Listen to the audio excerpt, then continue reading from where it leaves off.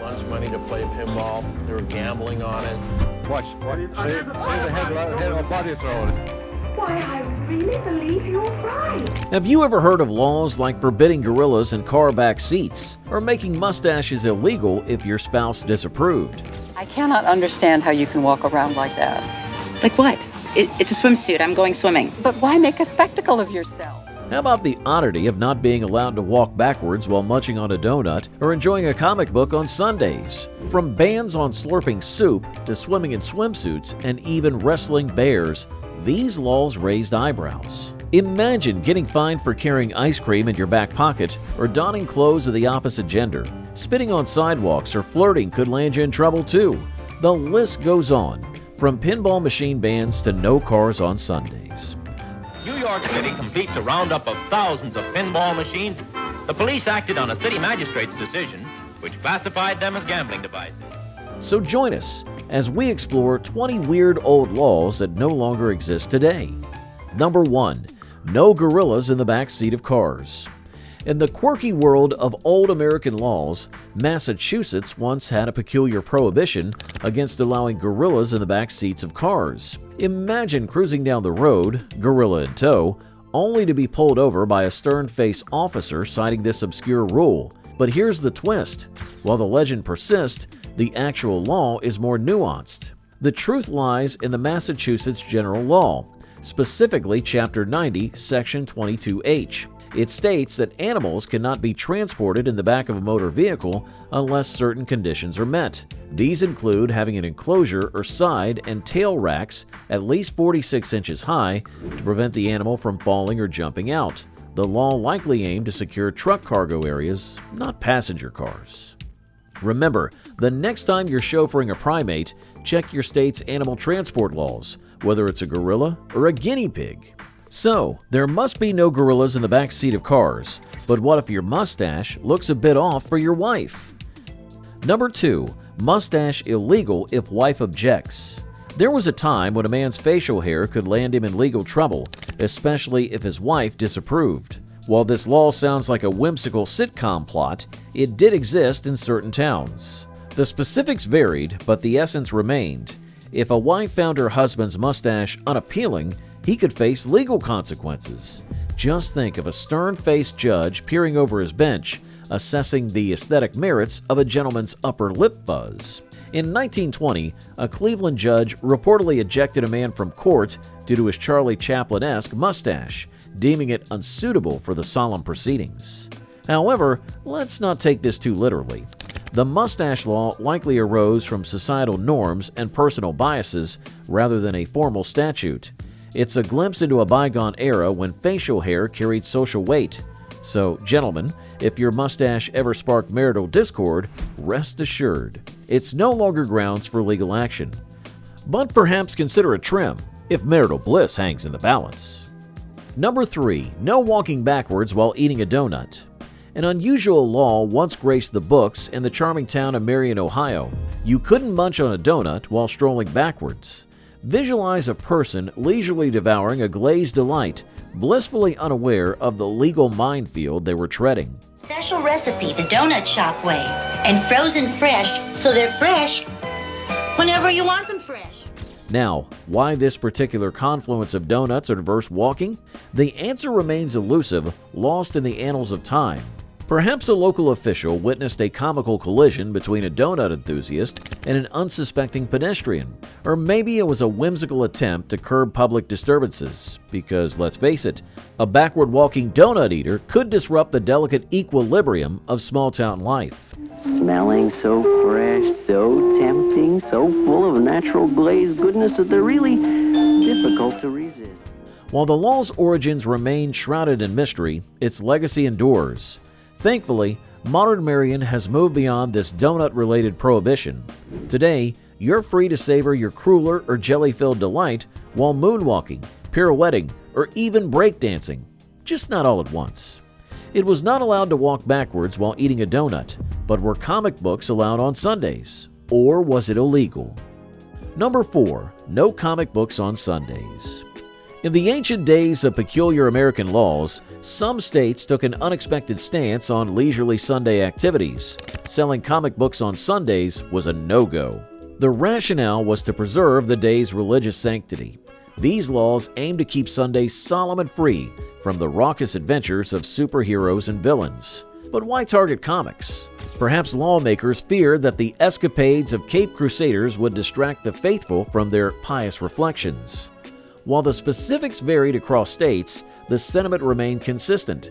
In some places, comic book vendors face fines or even jail time for Sunday sales. But these quirky restrictions have faded into history's margins. Today, comic book stores fling open their doors on Sundays, welcoming fans of all ages. So next time you pick up a graphic novel, remember the days when Batman and Superman had to take a day off. Sunday, the day of rest and reverence. Number 5. No slurping soup.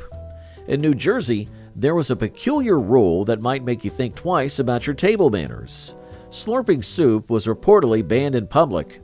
This law aimed to promote proper dining etiquette and maintain decorum during meals.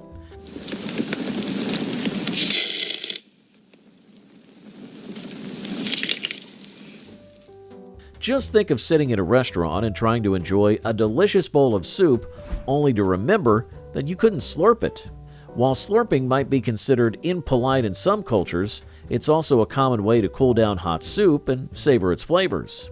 However, authorities in New Jersey felt differently and enforced this ban to uphold dining etiquette standards. Over time, societal attitudes toward dining norms have been shifted, and the need for such a restriction has become less pressing. As a result, the ban on slurping soup in public was eventually lifted. Nowadays, slurping is included, so you can enjoy your soup however you like.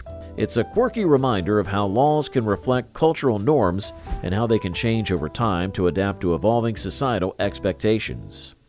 Whether you slurp soup or not, could you sing in a swimsuit in public back then? Number 6. No singing in a swimsuit in public. Back then, some places in America had rather peculiar rules about what you could wear while singing in public. Let's say you're at the beach, enjoying the sun, and feel the urge to belt out your favorite tune. Well, you'd better think twice about wearing a swimsuit. That's right, certain places have laws against singing while clad in swimwear. It might sound strange, but these rules were enforced in various spots across the country. Perhaps authorities thought it wasn't proper to serenade in swim attire, or maybe they were just trying to keep beachgoers in check. We just got for Diana. Isn't she gonna look great? Well, where's the rest of it? Mother. I hope you're not going out in public like that. Whatever the reason, it's one of those odd regulations that make you scratch your head and wonder. Thankfully, times have changed, and nowadays, you can sing your heart out at the beach, no matter what you're wearing. So, next time you hit the shores, feel free to unleash your inner rock star, swimsuit and all. Number 7. No bear wrestling. In Alabama, bear wrestling was a surprisingly popular and rather unusual activity. People would wrestle with bears for entertainment. I didn't think it was going to be that tough, but it is tough. Out of 18,000 matches, old Caesar has lost only 10 times. However, as time passed and concerns for animal rights and public safety grew, the state decided to end this bizarre spectacle. Bear wrestling was eventually made illegal under animal protection laws. Maybe they're doing it for the thrill or for the danger and challenge. These guys were taking on a more than 900-pound Canadian black bear. It might sound like something out of a wild adventure story, but bear wrestling was once a real thing in Alabama. Can you imagine the bravery, or perhaps the foolishness, of those who participated in such a risky endeavor? Fortunately today, we recognize the importance of treating animals with respect and ensuring the safety of both humans and wildlife. So, while bear wrestling may have been a thing of the past, its memory serves as a reminder of how our perspectives on entertainment and animal welfare have evolved. Number 8. Illegal to carry ice cream in back pockets.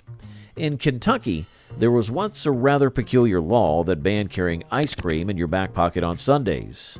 Now, why did such a specific rule exist? Well, it dates back to an old method used by horse thieves.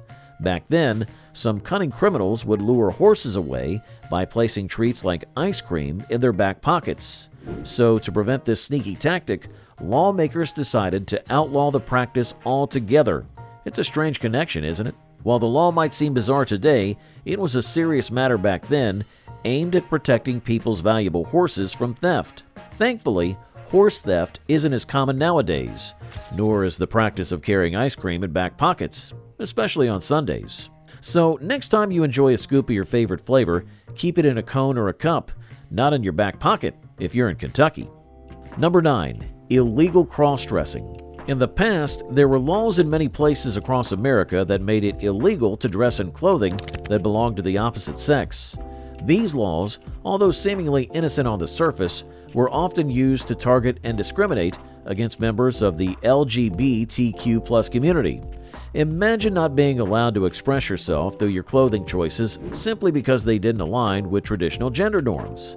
These laws restricted individual freedom and perpetuated harmful stereotypes and prejudices. However, as society evolved and became more accepting of diverse gender identities and expressions, these discriminatory laws were gradually repealed. Today, people are free to dress in a way that feels authentic, regardless of societal expectations or norms.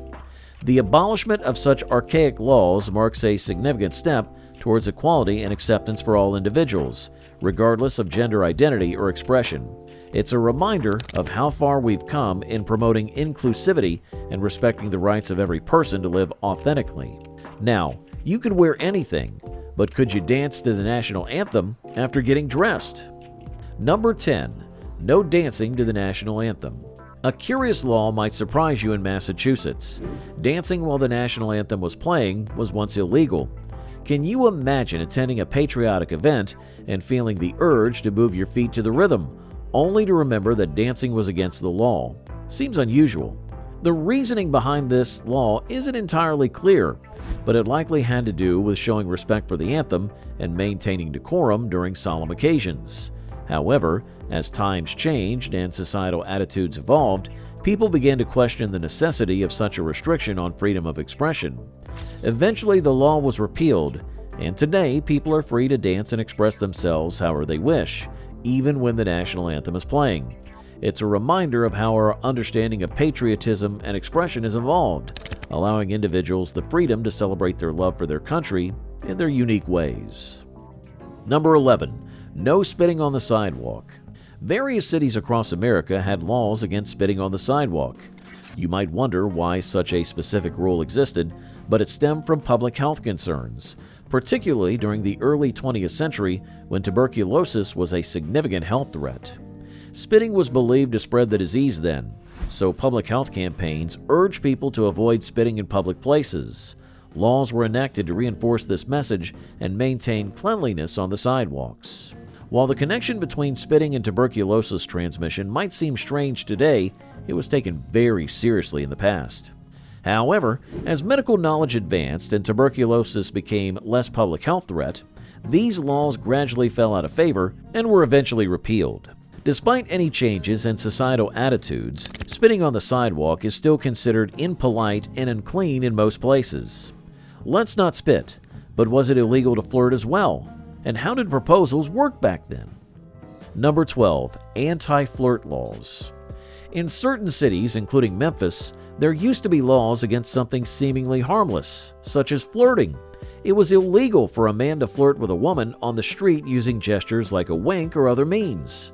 These laws, known as anti-flirt laws, were put in place to maintain public order and morality and to prevent what authorities considered inappropriate behavior in public spaces.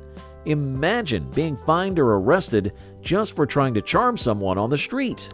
However, as attitudes towards dating and relationships evolved, these laws fell out of favor. Nowadays, flirting is generally seen as a natural part of social interaction, and thankfully, people aren't penalized for it anymore. Number 13. Ban on pinball machines. During the early 40s to the late 70s, an unexpected ban swept across many American cities, including New York City, as pinball machines were outlawed.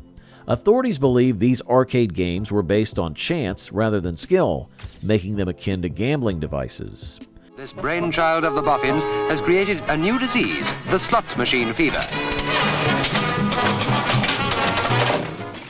This led to concerns about increased crime and delinquency associated with their presence.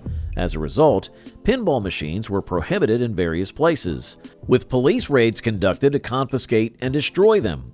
However, attitude shifted as people realized pinball was more about skill and hand-eye coordination than mere luck. This gentleman claims he can play pinball without a quarter. We don't think so. Are you ready, sir? In 1976, a skillful player, Roger Sharp, successfully testified before the New York City Council, demonstrating that pinball was a game of skill by making a targeted shot during a demonstration. Many have wondered what would come next. Whatever it is, it will certainly make obsolete everything that's come before. This pivotal moment helped overturn the ban in New York City and pave the way for pinball's resurgence nationwide. Today, pinball machines are celebrated as nostalgic relics of the past rather than objects of suspicion. You're about to witness for the first time a kid attempt to play pinball with his feet. Are you ready, sir? Go! Number 14. No cars on Sunday. In the early 20th century and up through the mid-1900s, some areas in America had an unusual rule regarding not driving cars on Sundays. The reason for this ban was to encourage people to attend church services. Back then, Sundays were considered a day of rest and religious observance, and community leaders hoped to promote attendance at church by restricting other activities like driving cars. This law might seem strange today, since it's often associated with leisurely drives and family outings. However, during those times, the emphasis on religious observance was much more robust, and many people adhered to strict traditions and social norms. As societal attitudes shifted and became more secularized over time, the need for such restrictions diminished, and the laws prohibiting cars on Sundays gradually faded away. Today, we can freely drive our vehicles on Sundays without legal constraints. Still, the memory of this peculiar regulation serves as a reminder of the influence of religion on American society in the past. Number 15. Women needed permission to wear pants. In the past, there were places where women faced a peculiar restriction. They needed permission to wear pants. It may seem surprising today, but there was a time when women could be fined or required to obtain a permit to wear trousers in public. These regulations stem from traditional gender norms and societal expectations that dictated what women should wear.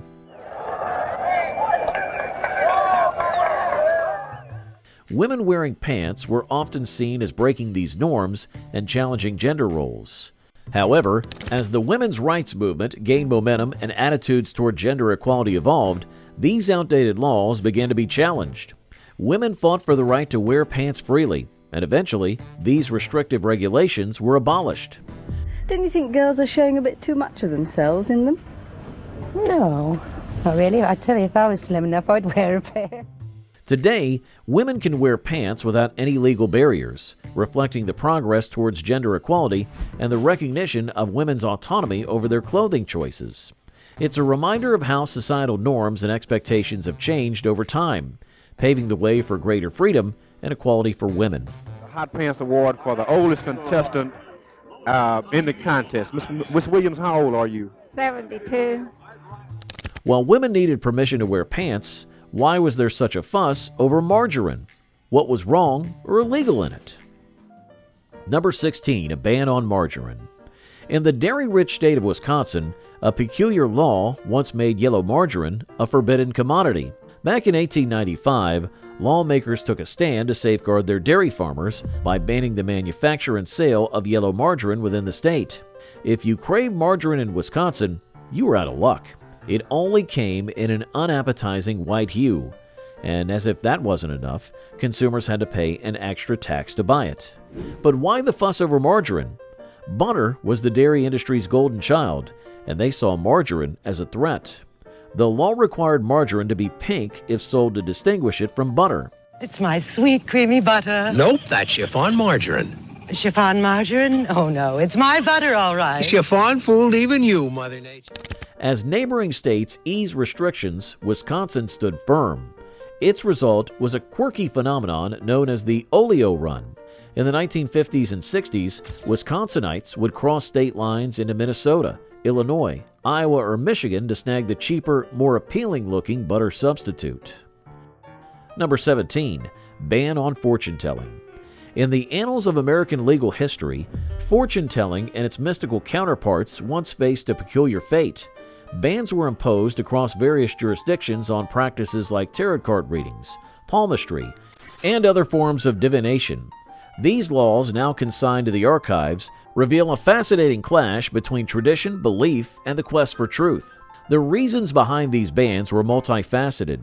Traditional religions, Christianity, Islam, and Judaism, viewed fortune-telling practices as witchcraft and black magic. To them, these mystical arts were a threat to established norms. Consequently, lawmakers sought to suppress them through legislation. 9 of spades. That's a journey.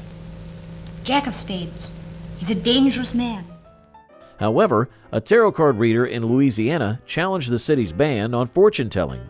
The court ruled that the ban violated the First Amendment.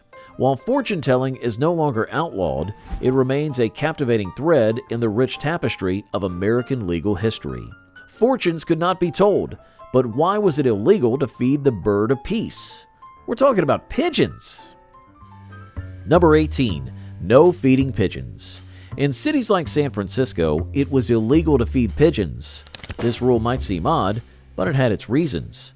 Pigeons are notorious for creating messes with their droppings, and feeding them often attracted large flocks, exacerbating cleanliness issues in urban areas. Additionally, pigeon feeding was believed to contribute to the spread of diseases, posing public health risks. To address these concerns and maintain cleanliness in the city, authorities enacted laws prohibiting the feeding of pigeons. Violators could face fines or other penalties for disregarding the ban. However, as time passed and cities implemented other measures to maintain pigeon populations and maintain cleanliness, the need for such strict regulations diminished. Eventually, these laws were repealed, and today, feeding pigeons in cities like San Francisco is no longer illegal. Number 19.